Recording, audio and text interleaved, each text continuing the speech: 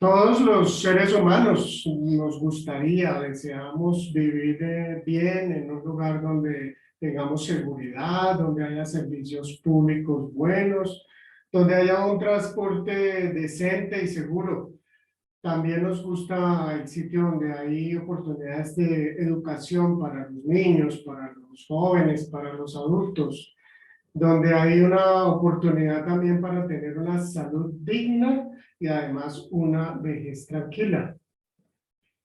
Pero cuando nosotros vemos la realidad no solo de nuestro país, sino de muchos países en el mundo, encontramos que las cosas no son así.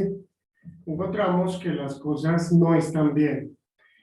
Nos preocupa ver todo lo contrario. En muchos países encontramos que hay desigualdad, hay una mala distribución de la riqueza. En unos países peor esa distribución, mucho más desigual.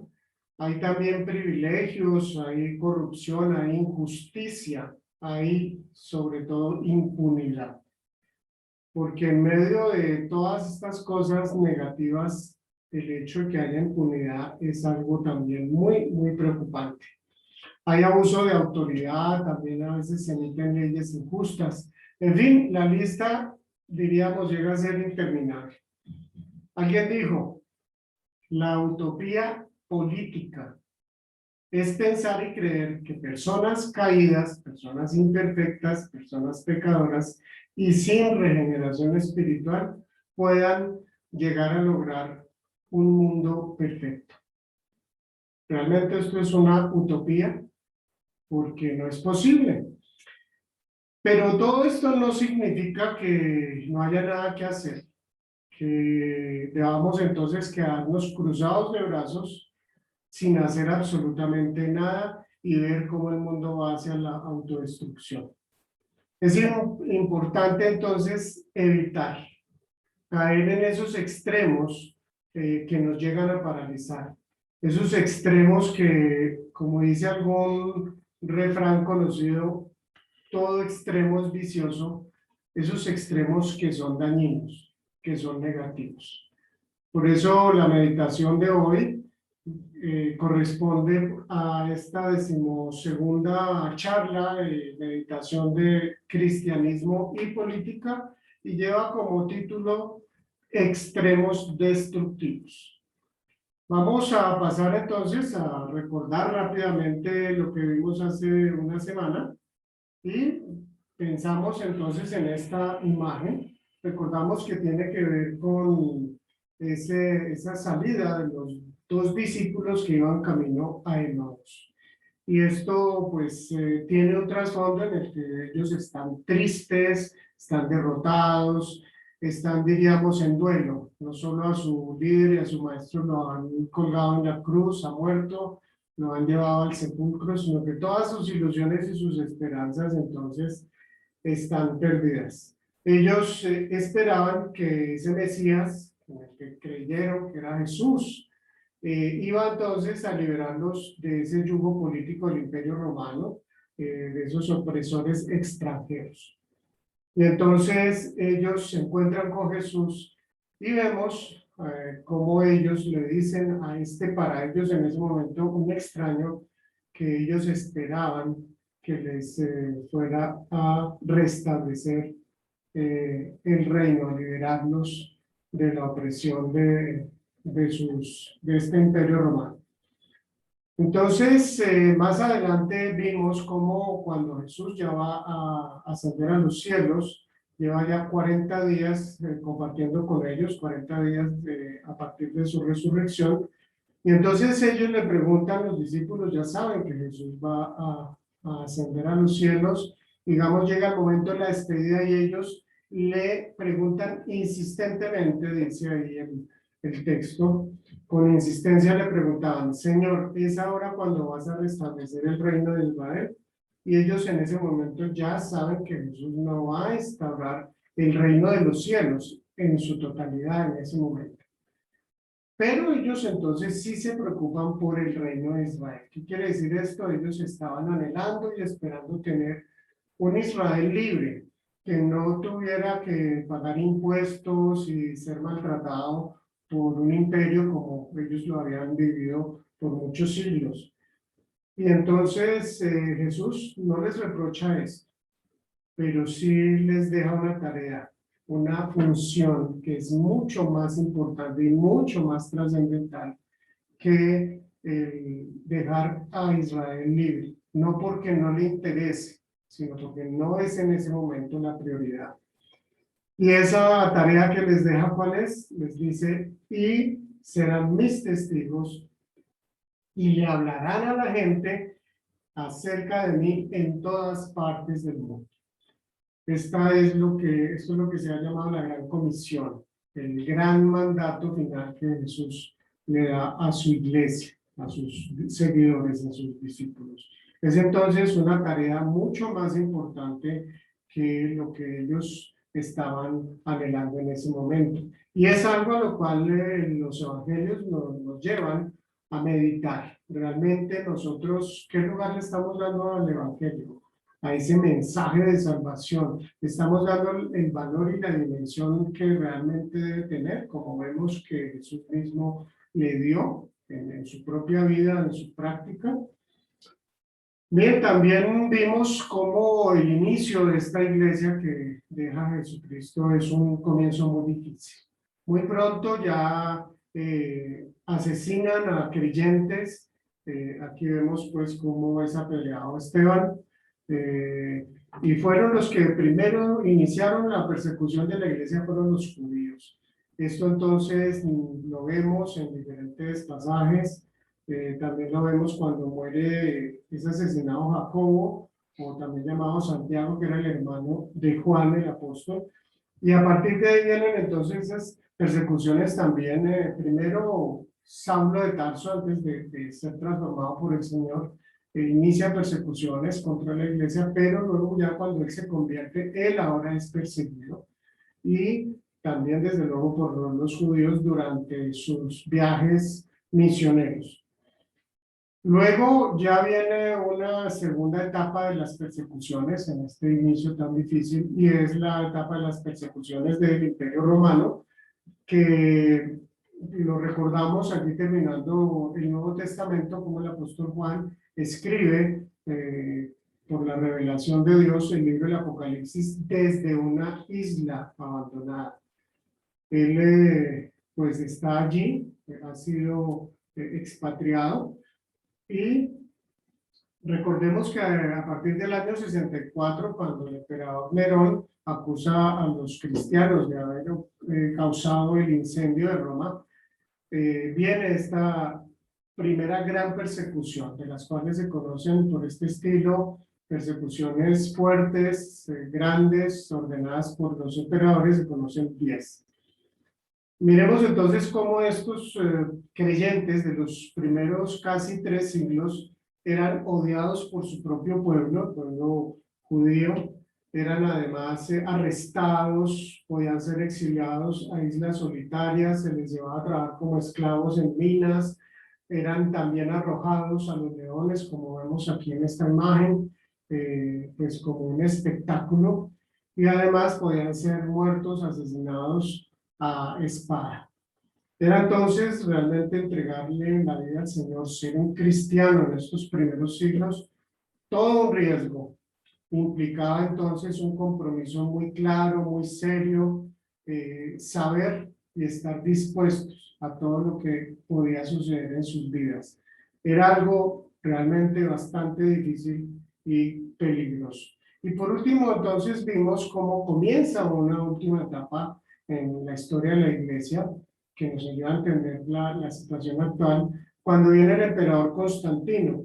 Este emperador Constantino, que es el primer emperador que tolera y además no solo tolera, sino protege a los cristianos a partir de cuando él establece el edicto de Milán en el 313 después de Cristo. Entonces la iglesia deja de ser perseguida. Y más adelante, en el año 380, otro de los emperadores, llamado Teodosio, instituye el cristianismo como la religión oficial. Y aquí todos dirían, muchos han dicho a través de la historia, que esto fue lo mejor que le pasó a la iglesia. Realmente, si lo miramos así nomás, rápidamente podemos pensar que sí, que fue el mayor triunfo, pero cuando vamos al fondo nos damos cuenta que no. ¿Por qué? Porque a partir de ese momento, cuando ya es el cristianismo la religión oficial, entonces ser cristiano es lo más fácil del mundo, es más, es lo mejor. Y eso implica que el cristianismo ya deja de ser ese compromiso profundo, claro, de una persona adulta que toma esa decisión de seguir a Jesús, que está entendiendo qué significa el cristianismo. Ya a partir de este momento, eh, esa unión de los intereses políticos con la fe ya hace que la fe comience a ser una fe liviana, podríamos decir, una fe de poco compromiso, de ningún compromiso. Porque si el hecho de nacer ya implicaba que era bautizado y por eso llegaba a ser cristiano, pues qué tipo de compromiso o de conocimiento se espera de una persona que llega a ser cristiana de esta manera.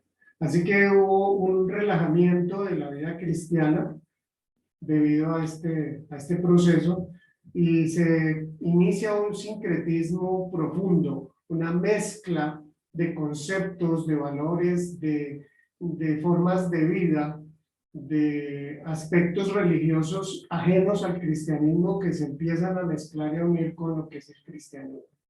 Y es así que ya no hay una teología clara. Todo esto realmente desdibuja lo que es un verdadero cristianismo. Hay entonces también, además de todo esto, una pérdida, desde luego, obvio, una pérdida de lo que es el concepto de lo que es la iglesia, de lo que es la familia de la fe, de lo que es esa comunidad de fe. Bien, hasta aquí entonces hicimos ese recorrido de lo que sucedió en épocas anteriores con los creyentes. Y pues bien vale la pena entonces ya pasar a esta primera parte de nuestra predicación en esta tarde, y es en medio de dos extremos. Recordemos, Dios es ese Dios creador, ese Dios creador por excelencia, dador de vida. Pero pues esta es una de estas de estos dos aspectos importantes a tener muy claros, porque aquí vamos a ver dos aspectos que están en dos extremos, pero que nos ayudan. El uno sin el otro quedamos, como diríamos, cojos. En medio de dos extremos, entonces el primer extremo es decir, es una verdad, es un principio, es algo que nos ayuda a nosotros a tener claridad sobre qué somos los seres humanos, es que nosotros hemos sido creados a la imagen y a la semejanza de Dios. Estos dos principios, este es el primero, nos va a ayudar a evitar lo que es algo muy frecuente en el medio principalmente político partidista, donde uno aprende a que es normal y es natural que uno ame y con todo su ser esté muy admirado del grupo al cual uno pertenece, pero está dispuesto a odiar al contrario, al que llamamos al contrincante. Entonces, en casos así como en este de la política, conocer bien estos dos extremos nos va a ayudar a tener entonces una posición apropiada, sana. Entonces, tengamos esto primero presente. El ser humano fue creado por Dios a su imagen. ¿Qué significa esto? Significa que el ser humano tiene primero una dignidad especial, principal, una mayor dignidad que el resto de la creación. El único ser que Dios creó a su imagen y semejanza fuimos nosotros, los seres humanos. Pero además, tener claridad, la vida la da Dios y por lo tanto a Él le pertenece. Este es un punto, un aspecto importante. ¿En qué nos basamos? En este texto de Génesis 1, 26 y 27, donde dice Dios, hagamos al ser humano a nuestra imagen y semejanza. Y Dios creó al ser humano a su imagen, lo creó a imagen de Dios, hombre y mujer los creó. Entonces, tanto el hombre como la mujer tienen esa misma dignidad, los dos fueron creados a imagen y semejanza. No dice que el varón fue entonces creado un poquito superior a la mujer, no, nada de eso. Realmente nos pone en el mismo nivel, pero está dándonos entonces a los seres humanos esa dignidad y está diciendo Dios es el creador, es el dador de vida, Él es el que nos da la vida y la vida le pertenece a Dios. Él la da y Él la toma. Cuando entonces miramos este otro segundo extremo o aspecto, valor, principio de la revelación bíblica, lo vemos aquí en este texto, además hay otros más, lo hemos visto, Mateo 7, 9 al 11, donde Jesús le dice a la multitud, ¿quién de ustedes si su hijo le pide pan, le da una piedra? ¿O si le pide un pescado, le da una serpiente? Pues si ustedes, aun siendo malos, saben dar cosas buenas a sus hijos, ¿cuánto más su Padre que está en el cielo dará cosas buenas a los que le piden? Estos dos aspectos lo habíamos visto en charlas anteriores, pero en este momento lo que estamos haciendo ya es juntándolas para ver el valor que tienen estos principios bíblicos en el campo, en particular en el campo de la política partidista, pero no solo ahí, en general en todos los aspectos de la vida. ¿Qué nos quiere entonces decir Jesús con esto último? El ser humano que se rebeló allá en el Edén, se rebeló contra Dios y se puso del lado del enemigo, de Satanás, le cree al enemigo y no a Dios. Quiere decir pues que todos los seres humanos a partir de ese momento, todos los que nacemos fuera del Edén y entonces somos seres caídos o diríamos pecadores y ninguno es bueno. Por eso estamos hablando del otro extremo. En el primero veamos esa posición que tiene el ser humano especial, esa dignidad especial que tenemos los seres humanos, pero aquí ahora nos vamos a este otro punto, no hay ninguno bueno. Todos los seres humanos llevamos maldad, unos más que otros, pero hay maldad. Entonces, nos invita a no idealizar a nadie. Este segundo aspecto nos invita entonces a que aún a los más maravillosos y grandes y admirables líderes políticos, a ninguno debemos llegar a, entre comillas, admirarlo tanto que llegamos a adorarlo. No, ¿por qué? Porque ningún ser humano puede llegar a la perfección. Ningún ser humano es bueno. Y esto poniéndolo entonces ante Dios mismo, Dios es absolutamente santo, perfecto, justo, Él no tiene ningún tipo de pecado. Los seres humanos, como ya lo dije antes, algunos más que otros tienen esa maldad, pero todos tenemos esa condición. Entonces, estos dos principios nos muestran que debemos admirar, sí, a otras personas por sus capacidades, sus cualidades, pero no ciegamente, no de una manera pues absoluta. Pero por otro lado, tampoco debemos de odiar a esas personas que son diferentes y que son de pronto incluso opuestas, y en el campo de la política que pertenecen a partidos o a ideologías opuestas a las de nuestro grupo. Entonces, fijémonos, como dirían por ahí, ni tan tan, ni muy muy, ni irnos al lado de que todos los de este lado son buenos y somos los perfectos y no como no nos equivocamos, porque no es cierto, pero tampoco ir a considerar que los otros no merecen nada, incluso llegamos a odiarlos y a desearles la muerte. Cuando Jesucristo mismo nos dice que no solamente debemos amar a los que nos aman, sino incluso amar a nuestros enemigos. Bien, pasamos entonces a esta segunda parte que tiene que ver con la otra política en acción. La otra política en acción. Aquí lo que podemos nosotros ver en esta imagen es cómo hay dos creyentes, dos discípulos, y están otro tercer, podemos pensar ahí es Jesús, que está entregando, repartiendo el pan. Y esto pues es una obra de arte de los primeros siglos. Recordemos que entonces la iglesia en esos primeros siglos, en esos casi 3 siglos, estuvo en medio de muy grandes persecuciones y dificultades. La vida de los creyentes se reflejó aquí de una manera muy impactante al mundo en general y mostró en su propia vida las enseñanzas de Jesús como algo cotidiano y más aún lo que ellos estaban viviendo y mostrando en esa relación que tenían ellos como iglesia era el amor de Cristo en todos ellos. Vamos a mirar este texto que nos habla de allí en Hechos 2, 42 al 47, cómo vivieron estas primeras comunidades. Dice así: se mantenían firmes en la enseñanza de los apóstoles, en la comunión, en el partimiento del pan y en la oración.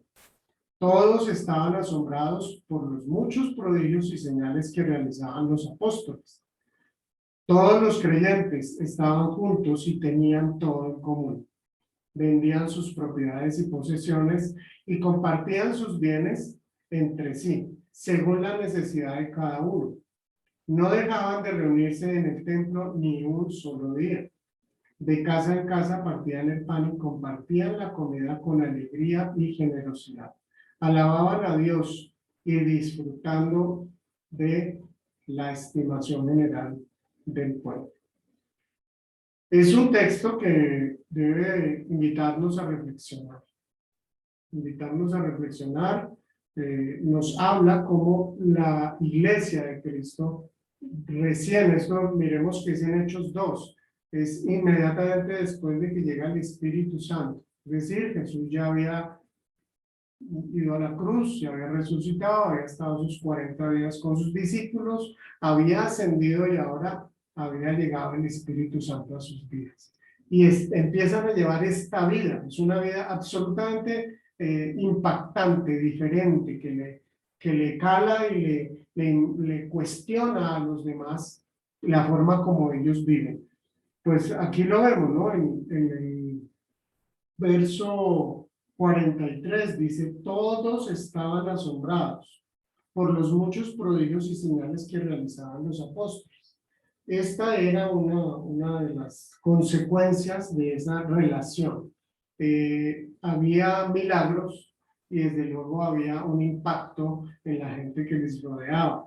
Entonces, miremos aquí rápidamente a partir del verso 42 que dice: se mantenían firmes en, y hay por lo menos 4 aspectos a tener en cuenta. Esos 4 aspectos, el primero dice: se mantenían firmes en ¿qué? En la enseñanza de los apóstoles.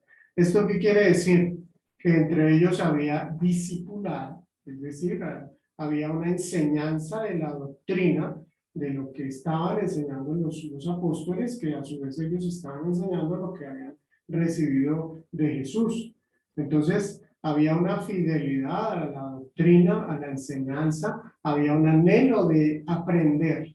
Entonces, fijémonos que ser cristiano no es simplemente, como algunos llegan a pensar, no, yo hago la oración de fe y ya, eso es suficiente. No, aquí vemos que había entonces una enseñanza. Estaban firmes en la enseñanza de los apóstoles. Y como segundo aspecto, dice en la comunión. ¿A qué se refiere esto? Pues había fraternidad, había un compartir, había una solidaridad entre todos ellos. Había entonces una hermandad visible, clara, notoria. Y después nos dice que en el partimiento del pan. ¿Esto qué significa? Es decir, estaban celebrando continuamente la cena del Señor.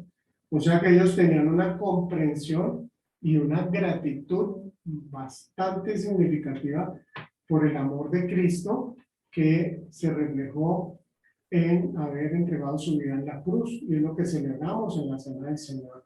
Entonces, ese partimiento del pan también implica un comprender y valorar lo que es la obra del Señor, la obra de salvación. Luego, como último aspecto, nos dice que en la oración también se mantenían firmes. Y cuando pasamos al verso 46, nos dice que no dejaban de reunirse en el templo ni un solo día. Si nos damos cuenta, ellos entonces mantenían esa relación constante con Dios. No solamente oraban, ¿no? También iban al templo todos los días, y además en el verso 47 dice que alababan a Dios, alabando a Dios, ¿cierto? Entonces había una relación constante con Dios. Qué tristeza cuando vemos cristianos que ni siquiera, como se dice, aparecen en el templo o en las reuniones hoy en día que son así por este estilo, ni siquiera cada 8 días, ya les parece mucho. Eso es mejor dicho. Qué triste, lamentable. ¿Por qué? Aquí vemos esa sed de conocer a Dios, de tener esa comunión con los hermanos, de crecer en el conocimiento de las enseñanzas de los apóstoles. Ellos entonces realmente permanecían en Cristo. Recordemos esa parábola de la vid y los pámpanos en Juan 15, donde Jesús está invitándonos a permanecer, nosotros como pámpanos, permanecer en la vid, estar unidos por el amor. A eso estamos nosotros llamados. Este era el tipo de vida entonces que ellos vivían como la iglesia, la primera iglesia, y vemos ya en el verso 43 que encontramos aquí milagros. Encontramos también en el verso 44-45 que nos habla de ese amor fraterno donde no hay egoísmo. Dice que vendían sus propiedades y sus posesiones de acuerdo a las necesidades, las repartían de acuerdo a la necesidad de cada uno. Entonces, ahí no había egoísmo, tenían muy claro lo pasajeras que son las cosas materiales. Y además, como consecuencia, dice el verso 47, el último, disfrutando de la estimación general del pueblo. Es decir, había un testimonio, había un impacto claro hacia la sociedad que nos rodeaba. Pues una invitación para que pensemos cómo estamos hoy como iglesia, cómo estamos viviendo. Te invito a que te hagas también esa pregunta, esa evaluación.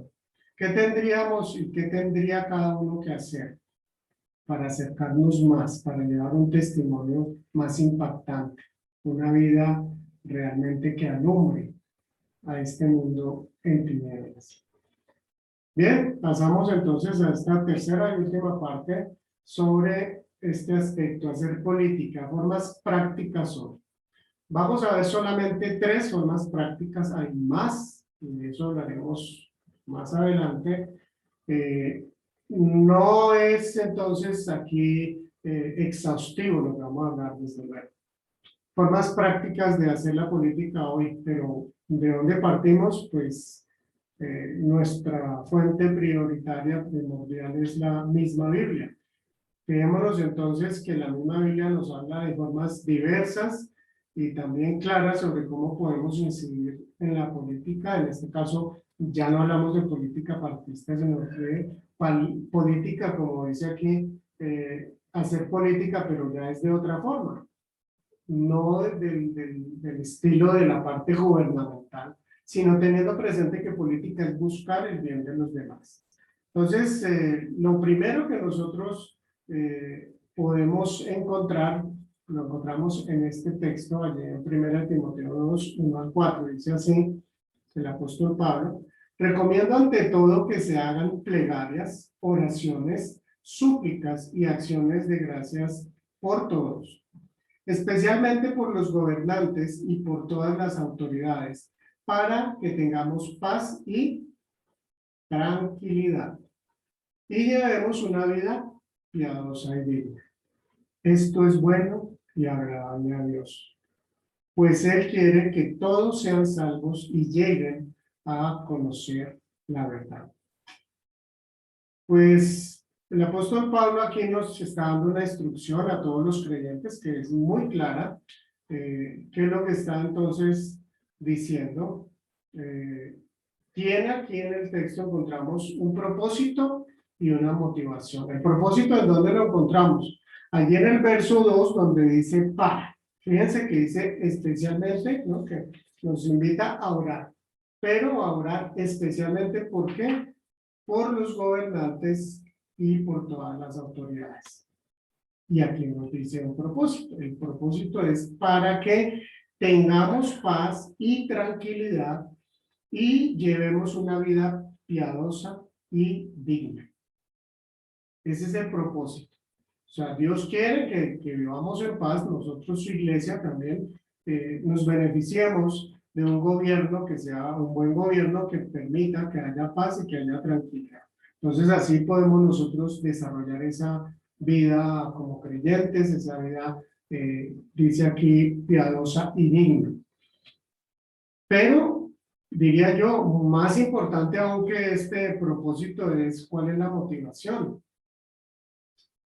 Podríamos decir entonces esa motivación no es simplemente orar como algo mágico, no, es un orar con amor.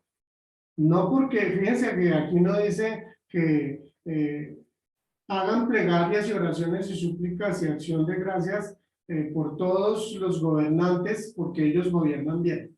No, ahí no dice eso. Dice es que debemos hacerlo simplemente porque están en la autoridad y porque Dios de alguna manera obra en la forma de la vida de cada uno de estos gobernantes, llevándoles, desde luego no siempre, pero sí puede influir para que lleven un gobierno que sea un gobierno de paz. Pero fíjense cuál es la motivación, dice en el verso 4, pues Él quiere que todos sean santos y que lleguen a conocer la verdad. Entonces, ese es el propósito, la motivación real, no es solamente que su iglesia viva tranquila y pueda desarrollar esa vida piadosa y digna. No, no es solamente eso, sino que realmente detrás de esto debe estar el deseo y el anhelo, igual en nosotros como hijos de Dios, que estas personas lleguen al conocimiento de la verdad y por lo tanto conozcan a Cristo. Jesús es el camino, la verdad y la vida, y por lo tanto lleguen a ser salvos. Realmente este sí es un patriotismo verdadero. Este es el patriotismo verdadero. Es querer que la nación y principalmente los gobernantes lleguen a ser salvos. Esta es el mayor beneficio que cualquier ser humano puede recibir, porque no es solo para esta vida, sino también para la vida venidera. Miremos entonces un segundo aspecto, que también es muy claro. Romanos 13, 6 y 7 dice así, por eso mismo, pagan ustedes impuestos, pues las autoridades están al servicio de Dios, dedicadas precisamente a gobernar. Paguen a cada uno lo que le corresponda. Si deben impuestos, paguen los impuestos. Y ahí sigue este texto. Entonces, realmente, ¿de qué es lo que nos está aquí hablando? Los cristianos, entonces, también debemos pagar impuestos. No solamente orar, sino una parte ya práctica es pagar los impuestos. Nos ayuda a entender cuál es el propósito de los impuestos en una nación, pues, que tiene unos gobernantes buenos y, digámoslo así, conscientes. Los impuestos siempre tienen un propósito para el bien común. Deben de ser empleados y se espera que sean empleados para el bien común, para, por ejemplo, construcción de carreteras, para mejorar la educación, para promover la salud de todos, jóvenes, niños, adultos, ancianos, para ampliar todos los servicios públicos, mejorar entonces en general el nivel de vida de una nación. Es entonces ese el propósito. El gobierno cobra impuestos para que haya de esta manera una forma de desarrollar el gobierno y de poder tener un mejor país. Recordemos lo que nos dice Jeremías 9:7, allí en el Antiguo Testamento, dice que Dios le dice al pueblo de Israel ya cuando van a ser llevados deportados a Babilonia, Dios les dice por medio del profeta Jeremías, busquen el bienestar de la ciudad a donde los he deportado y pidan al Señor por ella, porque el bienestar de ustedes depende del bienestar de la ciudad.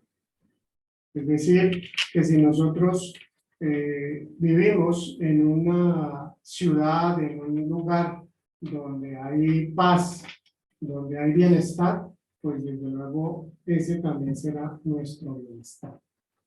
Así que seamos conscientes de nosotros como cristianos también, y realmente más que los demás, debemos de tener esta idea clara. El bienestar del lugar donde estamos, de la ciudad, del país donde estamos, es también nuestro bienestar. Bueno, pasemos entonces a este otro texto que nos habla ya de el tercer y último aspecto. ¿Qué nos dicen estos textos? Fijémonos, nos está hablando de la sujeción del creyente al gobierno, de obedecer las leyes, de sujetarnos a los gobernantes. Dice así, el primer texto está en Romanos 13, versos 1 y 5. Todos deben someterse a las autoridades públicas, que está hablando a los creyentes. Así que es necesario someterse a las autoridades no solo para evitar el castigo, sino también por razones de conciencia. Miren lo que dice de Pedro 2, 13 y 14. Sométanse por causa del Señor a toda autoridad humana, ya sea al rey como suprema autoridad o a los gobernadores que él envía para castigar a los que hacen el mal y reconocer a los que hacen el bien. Y por último, en 1 Pedro 4:15 dice que ninguno tenga que sufrir por asesino, ladrón o delincuente, ni siquiera por entrometido. Entonces, ¿qué podemos entender de estos textos? Son realmente bastante claros. Sí sorprende, y es importante tenerlo en cuenta, que Pablo está escribiendo esto bajo el gobierno del Imperio Romano. No lo está escribiendo pues en una democracia, lo está escribiendo bajo el gobierno de los césares, que eran imponentes, que eran despóticos, que eran arbitrarios, que en ocasiones también desde luego eran injustos, muy injustos. Incluso, pues entendamos y tengamos presente, Pablo, como muchos cristianos, llegaron a morir precisamente por estos mismos gobernantes. Pero ¿qué nos dice estos textos en general que debemos de tener claro? Nosotros los cristianos estamos llamados a ser ciudadanos ejemplares. Eso es un aspecto muy importante que debemos de tener muy claro. Debemos ser ciudadanos ejemplares dispuestos a cumplir todas las leyes. Ojo, todas las leyes, pero, y aquí retomamos un principio que lo hemos visto desde el comienzo de este tema de la política. Pero siempre y cuando estas leyes no sean opuestas a las enseñanzas, a los mandatos de Jesús. Esto es, debe ser claro, sí tenemos que tener esa disposición a sujetarnos al gobierno. Debemos entonces buscar cumplir con las leyes, pero esas leyes que no sean opuestas a lo que Dios nos ha enseñado. Entonces, ya que nuestra primera obligación es hacia Cristo y es absoluta y es prioritaria, pues nuestra obligación con el César o con el Estado debe ser relativa y debe ser secundaria. No por esto no es importante. Fijémonos que aquí en el mundo, en la tierra, es bien importante, pero tenemos que hacerlo con inteligencia, con sabiduría, con fidelidad primeramente a Dios.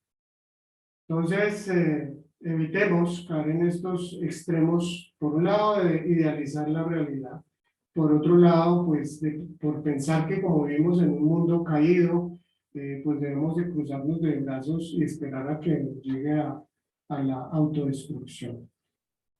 No estamos llamados a eso.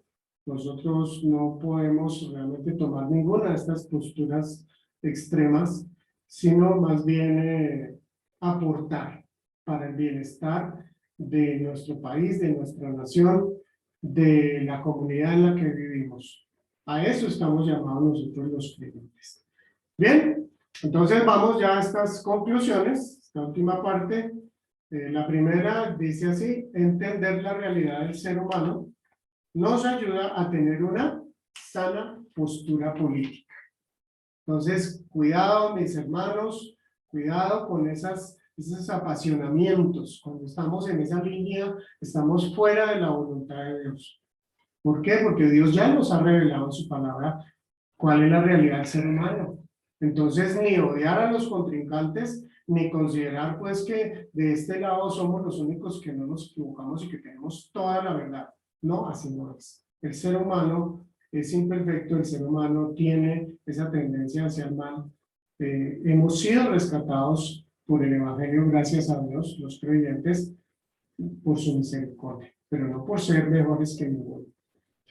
La segunda conclusión: la fe viva impacta y aporta positivamente a la sociedad. Es lo que ha estado haciendo a lo largo de toda la historia del cristianismo.